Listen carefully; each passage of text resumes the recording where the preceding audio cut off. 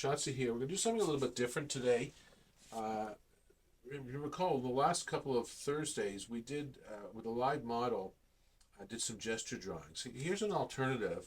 You can buy these at pretty well any art store, and they're very, very flexible. You can use them to practice different gestures and different shapes.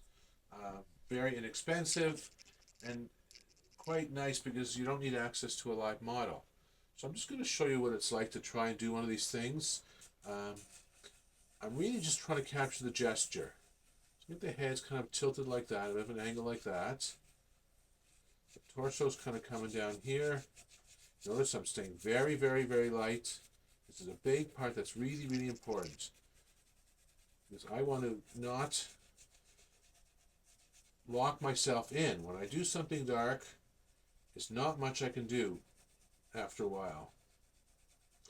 There's a little bit of foreshortening here, which is when something is pointed directly at you, and that can really create conflict between your left brain and your right brain, the conceptual brain and the perceptual brain, the one that has ideas about what bodies look like and the one that's looking at one, and they don't always line up.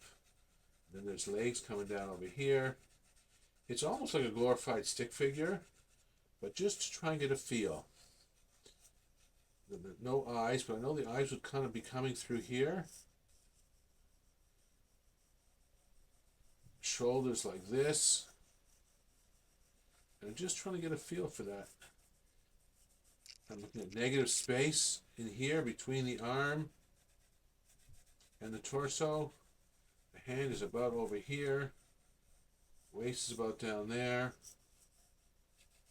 I don't really care here about proportions. I'm just trying to capture the basic gesture. And it'd be something that eventually could build a full drawing on. It doesn't matter how skinny or not something is. There'll be an ear in that area. Bottom of the nose would be in that area. Mouth would be in that area. Chin down over here. There's the shoulder coming out.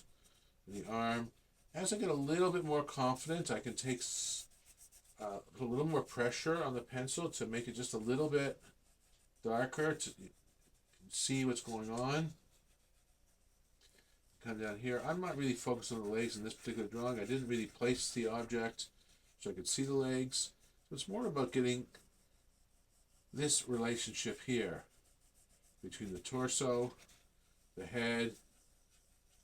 And I can even do a little bit of shading if I like. There's all kinds of shading coming through here.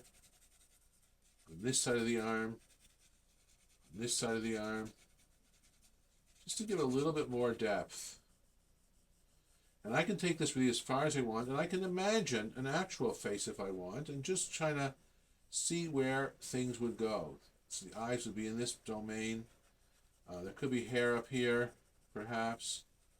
There's that chin, a little bit of a neck coming out. One shoulder there, one shoulder there. And I can continue with this for as long as I want. But I strongly recommend you purchasing one of these things if you're interested in gesture drawings. It's another methodology, and you can practice as many as you want and as frequently as you want, because you don't have to worry about a model standing for you. This little wooden thing won't tire. It won't expect anything from you. So that's about all for now. I'm going to continue with these gesture drawings on Thursday, and sometimes go back to a live model, sometimes stay with this, sometimes use a photograph.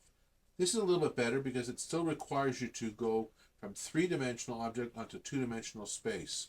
When you use a photograph, the camera's already done that work for you. It's already converted the three-dimensional object into a two-dimensional space.